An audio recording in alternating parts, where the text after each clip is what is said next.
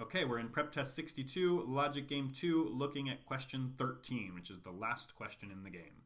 It asks us, if none of the windows contain both R and O, then one window must have which of the following combinations? So I've built us two master diagrams here.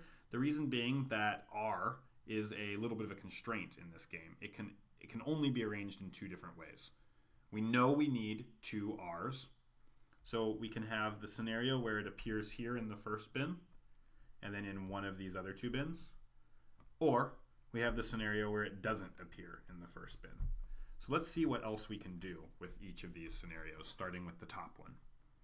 R can't be with O, which means that R has to be with P, because remember that we always have to have P or O.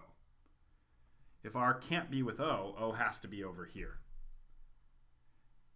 Y cannot be with O or G, so Y must go in this middle bin. And we know that we need at least two colors over here in bin 3.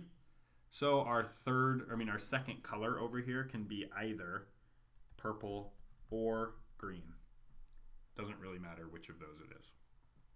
Great. What about down here? Again, we cannot have O with R. So both of these must contain purple, and O must go over here with G and P. Y also needs to go in one of these two bins.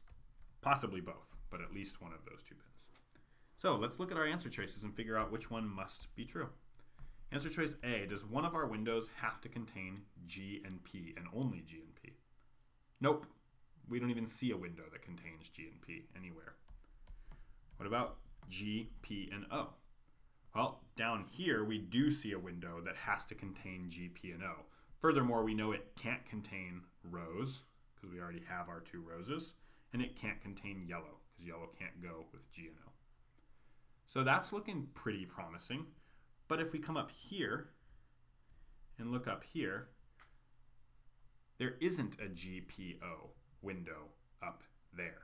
And since the question is asking us which one must be present, it's not enough for it to only appear in one of our two options. Therefore, it's a tempting answer, but it's not a fully correct answer. What about G and O?